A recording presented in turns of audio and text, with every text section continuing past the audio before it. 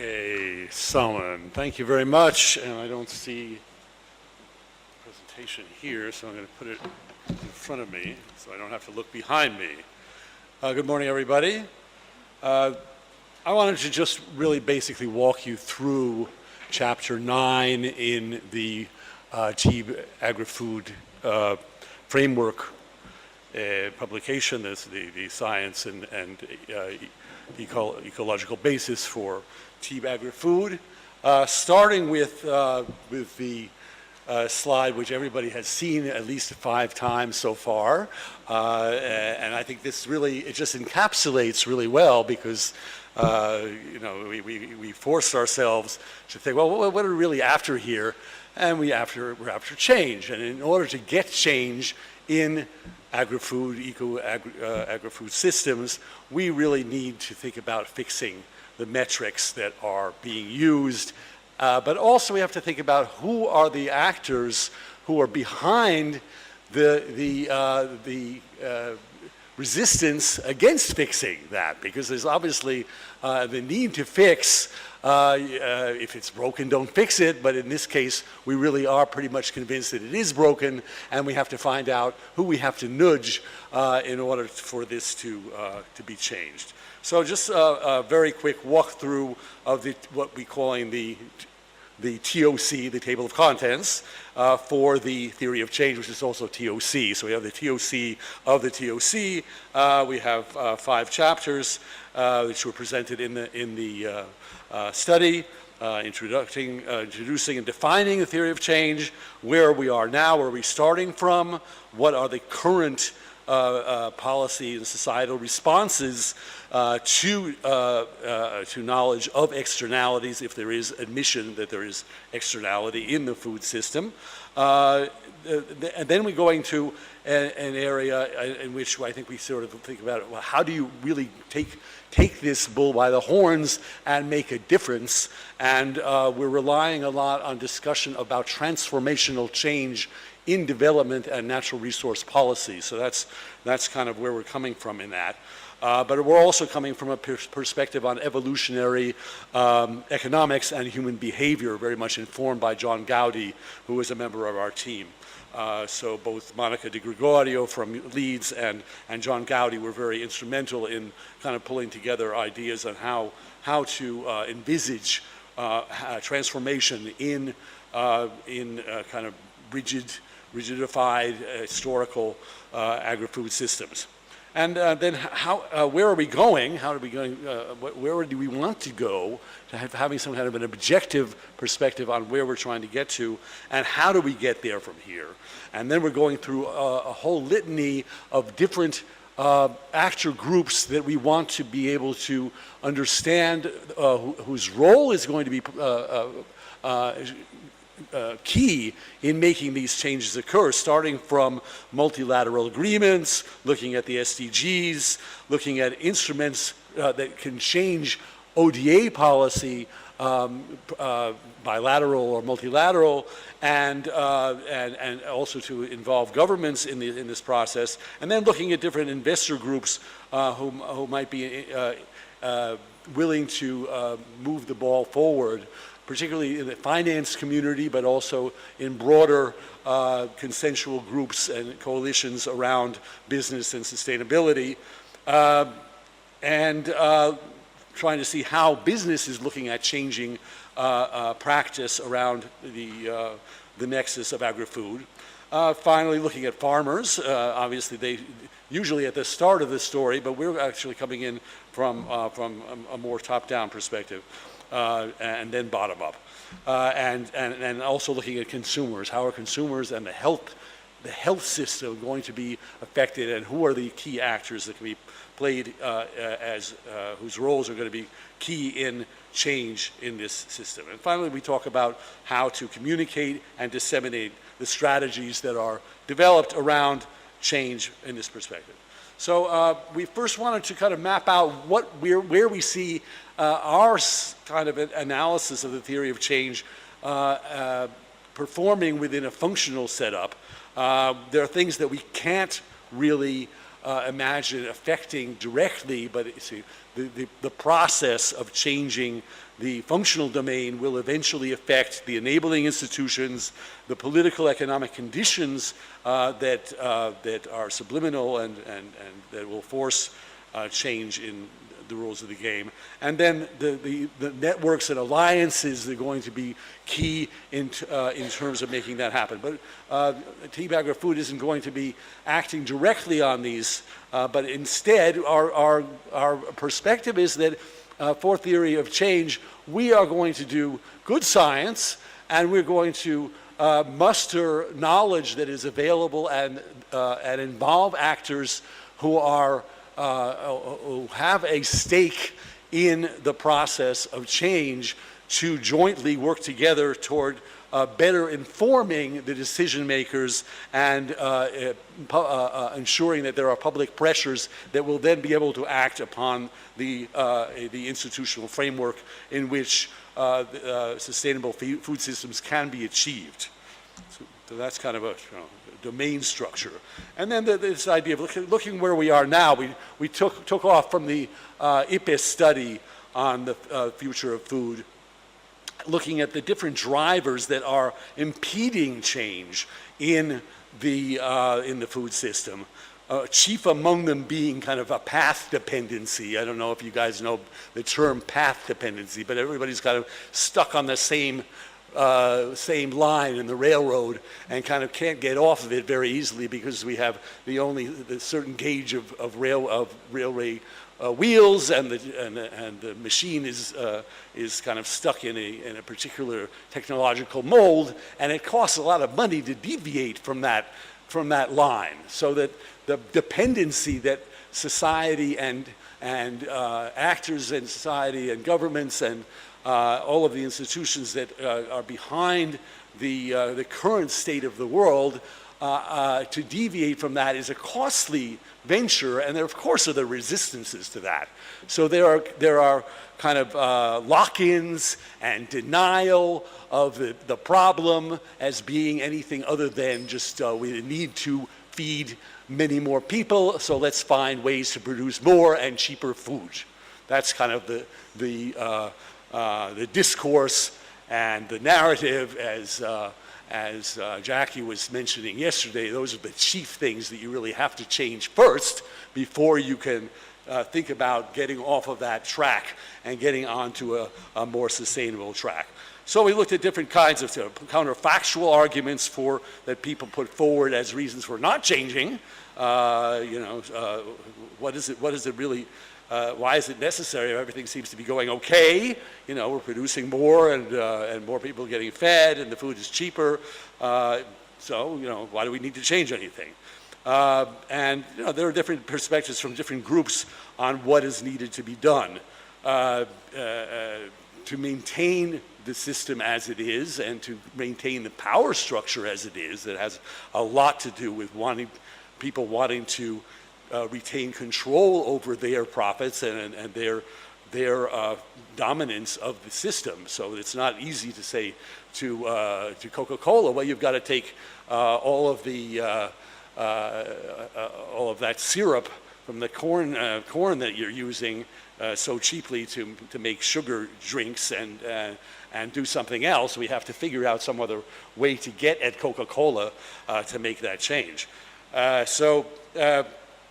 We look at then at different ways in which there has been countervailing power from society to push against that pushback from the path dependency and the lock-ins from the existing system. Looking at multi-stakeholder roundtables, certification, positive experiences that have come from the organics and the food movement, and the discourse and narratives that go with that which have been able to successfully change even these, the multinational cereal companies, saying that they really do have to produce whole grains because that's what people want.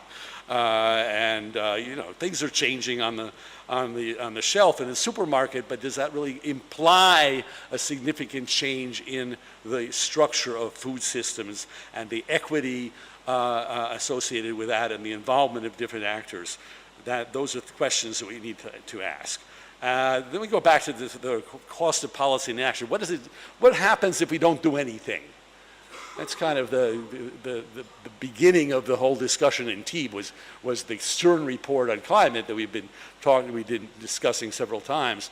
There are obviously costs down the road of not doing what is needed to change the rules of the game and the way that people are affected by the food system, and we have to understand how to give value to both the costs of inaction and understand what costs may be implied by making change happen. The third chapter the third section of the chapter is about transformational change. I mentioned the need to understand how ideas, knowledge, and narratives can be influenced, redirecting structural power and financial resources to affect the role of regulation and the role of non-governmental regulation and non-state power through certification and other types of compliance systems, so that people can see that there is a value in changing their way of working. And then we talk about adaptation and learning, evolutionary economics and behavior. There are all factors that lead to difficulty, but also show the road forward in terms of how we can bring about change. Finally, the section which I mentioned about the different actors, we have a different discussion as is wont in the TEEB community. We're always concerned about looking at how the different roles of different stakeholder groups are going to be affected and be part of influencing the possibilities for change. So we're looking at multilateral agreements, ODA policy, investors, business, farmers' practices, consumers, human rights policies, and health assessment.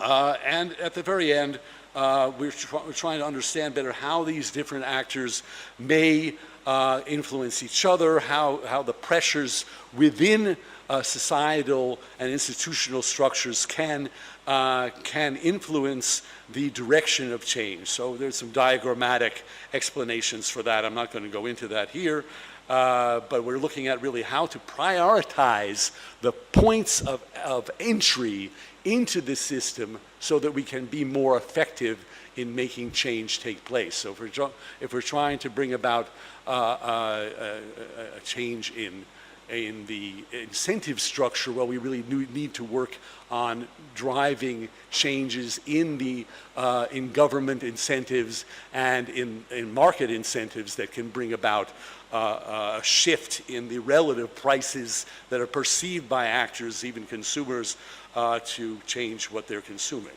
So how do you target those actors and those institutional dimensions within the process of implementation of the proposed changes that are taking place, so that you actually can see change down the road? And the final section, where we talk about communication, obviously communication is the only way we're really going to change narratives. The communication, if you can walk the talk and talk the walk, you can really begin to make a shift in the dialogue that is taking place, and that really relies on very effective and very well drawn out and pulled together stories of how these new dimensions of food systems can be described and internalized by different groups. So that implies having a dissemination strategy oriented also toward the different groups that you want to reach with your strategy. So we have a discussion there that was very well supported by the group from IDRI that was part of our team. So I invite everybody to take a look at the Chapter 9. I think it has some interesting dimensions to help work through a strategy for both developing a institutional approach and an approach toward narrative, to shifting narratives in a new direction, and what actors need to be targeted as the basis for prioritizing the directions in which things should be moving as a result of your work.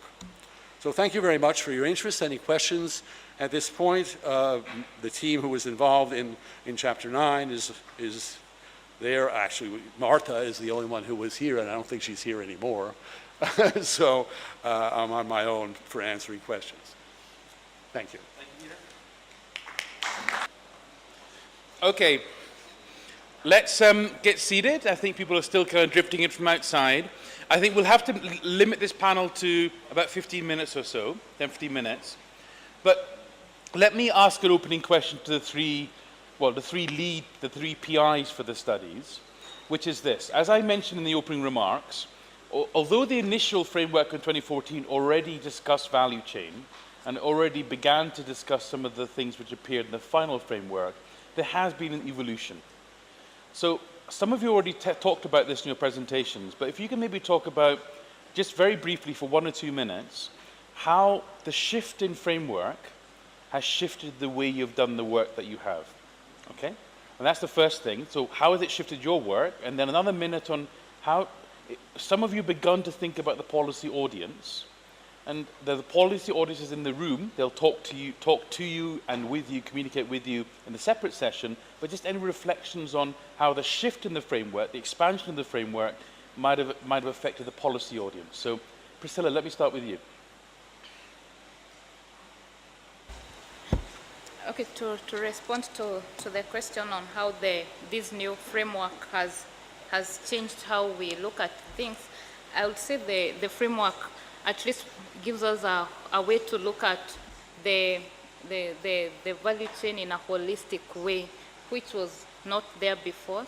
Like other things are easy to overlook, especially some of the social dimensions, but with the guidance of the framework, at least you can be able to see everything in a holistic way, how everything connects to each other, and this will in turn affect policy, because a change in policy can have a change in another outcome or an output, which will have another overall change in everything.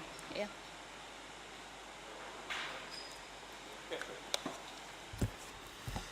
Yeah, I think for our part, the change in framework, the main implication was that we were forced to spell out human capital, social capital, to be more in detail and more structured. So before, these capitals they were just a minor part, and now they become more central. So that was reflected also in the findings. Also in the way that we indeed assess the policy options. So we didn't just look at what we could quantify, but we did the exercise of assessing the policy option from all the things that we assessed on the social and human dimension.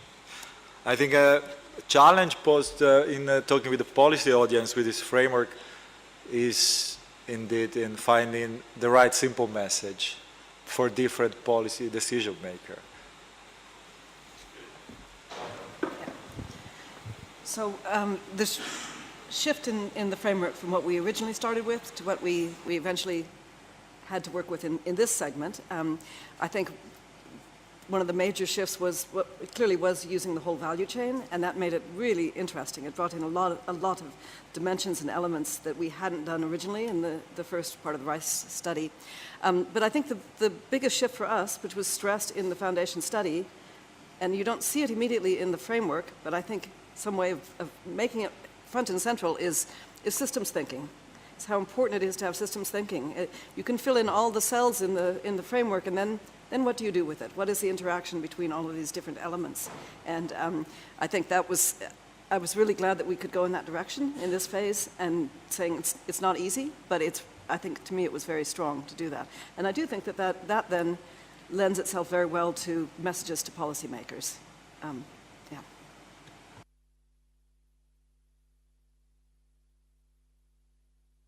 Just to ask for, just very briefly, a minute or two, your reflections on what you've heard. I know you haven't reviewed these in detail, but just on the theory of change side, any reflections that you had before I open up to the floor?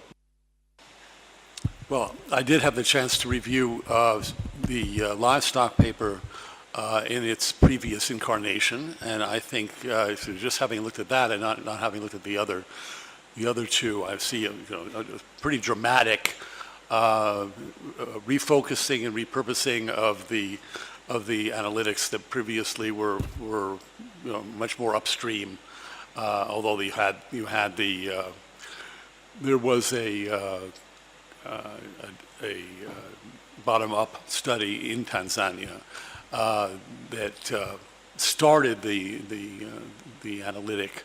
I think that it's helped to have a much more structured approach that includes all of the four capitals and that enables you to see the relationships between them.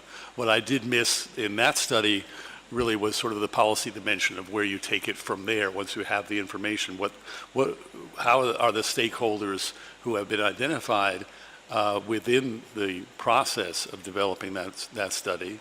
And I think this also passes through, although it's already pretty much more clearly identified in the other two studies, how stakeholders have been engaged in defining the variables for intervention and how they can be part of the work that's needed to take it to a next stage. Once you have identified which systems are better on some of the variables that you're looking at, what are the dimensions of say extension, communication, policy shifts, et cetera, that have to be considered, and how can the stakeholders who have been engaged in the process so far be engaged in taking that forward.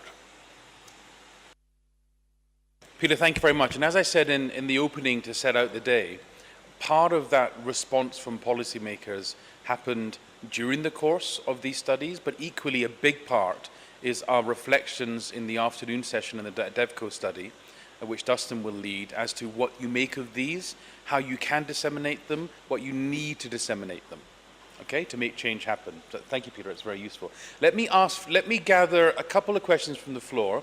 We've only got about 10 minutes, and I'll ask the panelists maybe then to answer those questions. Anyone got any questions, please, or comments? Please, sir, can you identify yourself as well?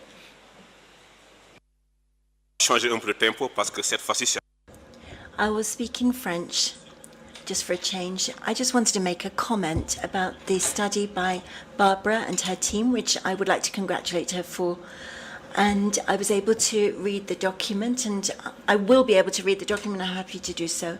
Rice in Senegal is an extremely important crop.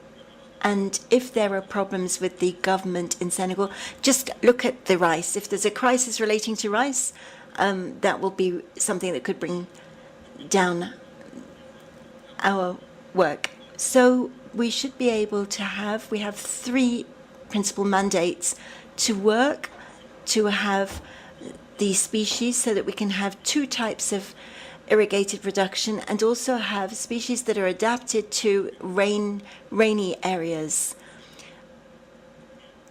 So we can have millet and sorghum as well as rice. Because the issue is in Senegal, assessing the rice production is difficult, because the more people have money, the more they will consume rice, and that's changing from a millet consumption to rice consumption. And many are eating rice at lunchtime and in the evening as well. So the demand for rice has increased. We have no choice in Senegal. We have to work on our rice crops. And personally, we will do everything that we can so that this study is carried out properly, and that's what I wanted to give you as my contribution. Thank you. Thank you very much for that. And I think that we'll all agree that that's very much the case, because when we decided on which commodities to focus on and in which countries. That was in 2014.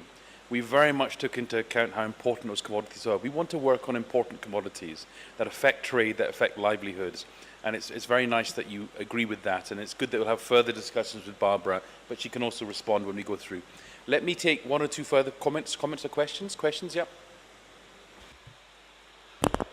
Mine is a contribution to Priscilla.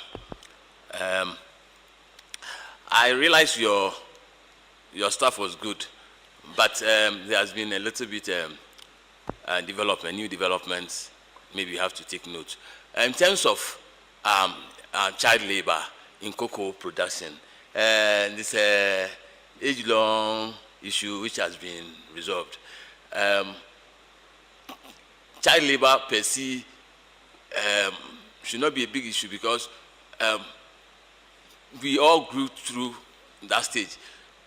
The worst forms of child labor, which is the worst part. But child labor, carrying cocoa in the basket, we don't see it as child labor.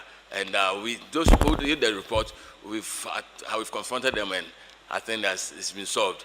And then secondly, on the production level, about $16 per certification per ton. It is way below. Fair trade sales give $200 per ton. So it gives a very incentivized farmers, producers to work on cocoa because fair trade issues talks about biodiversity, climate change. So they are more exciting, and they are reforestation, because Ghana, they will have program on deforestation, but now there's reforestation, and farmers before there was a tree tenure arrangement which was against the farmer. Now government are giving way for farmers to own trees, so it helps in the reforestation, and that it's widespread, and there's so many programs that is being done for farmers to own trees. And when we meet in the group work, maybe we could help talk too much about that. Perfect, thank you. So I think it's more a comment, which is opposed to a question, which is fine. Has anyone got any direct questions for the panel that they'd like to ask? I didn't want to ask that question.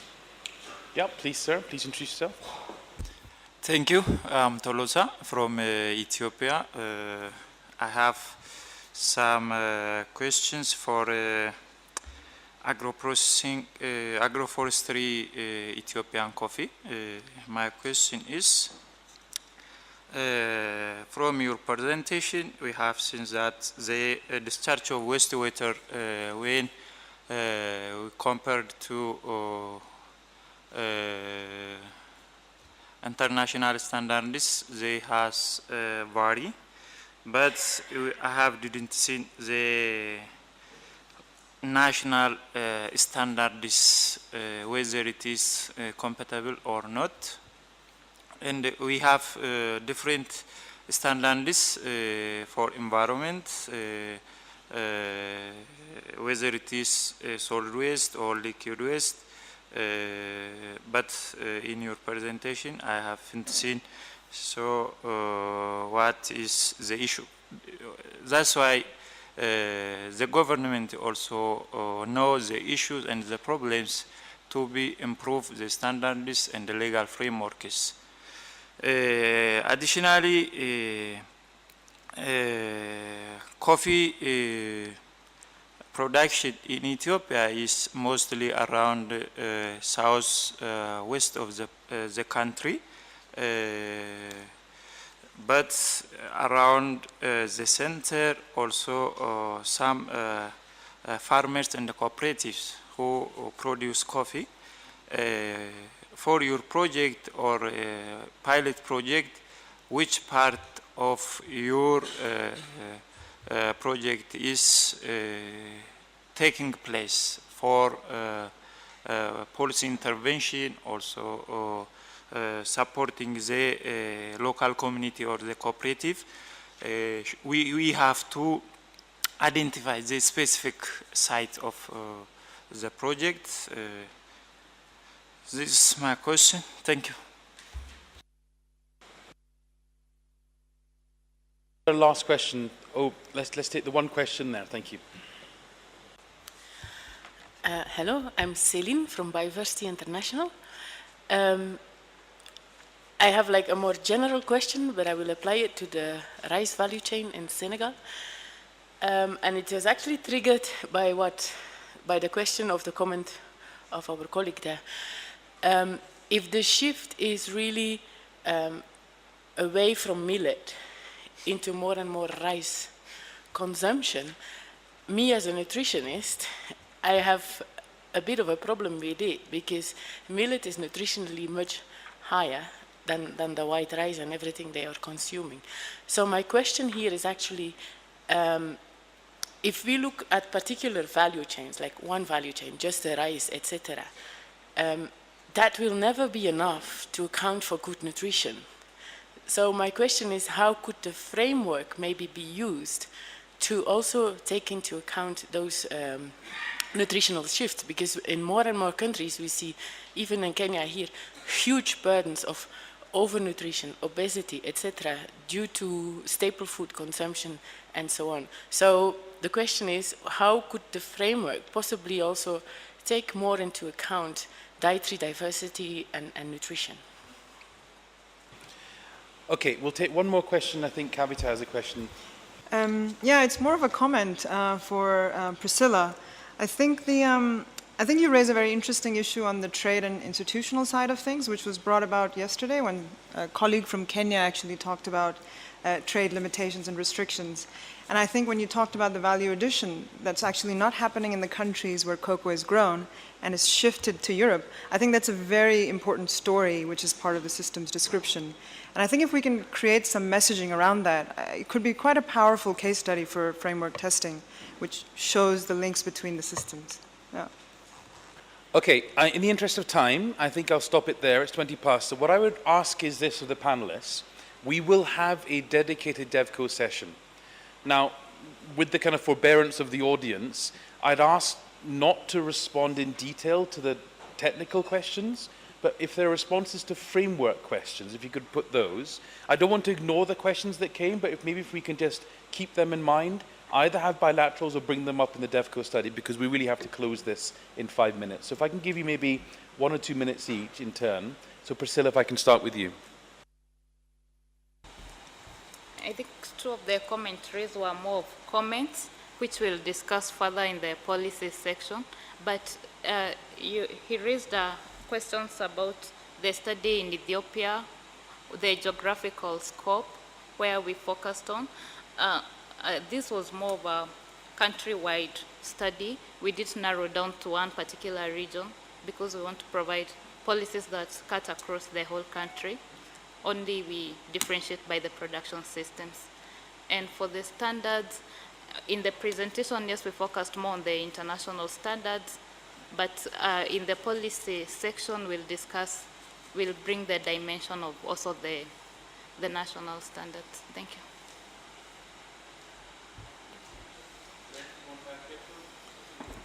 Maybe briefly, there was no question on the livestock, but a reflection on all the questions, also about scope, like what do you take into account, I want to know why this or that chain.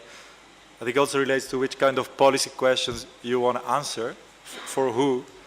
And yeah, maybe it's something to, just a topic to discuss during the break, but how do you use the framework, and when do you decide to focus on this question instead of this other one? Yes, and I very much appreciate the question that was asked, because I think that came up in our study, certainly from the stakeholders, from the woman farmer and from Jean-Michel. They're both very cognizant of what you have said. And I think part of a TEEB framework may be at the very first step is saying how much do we need to increase this commodity versus diversifying. The importance of the government of Senegal has made rice very much a priority, but we've had the input that fonio and millet are two crops that don't receive equal attention and could be very important in increasing in diet. So I think that should actually be the first question that's asked. Thank you. I'd like to thank all our panelists, if we may, for their time and presentations.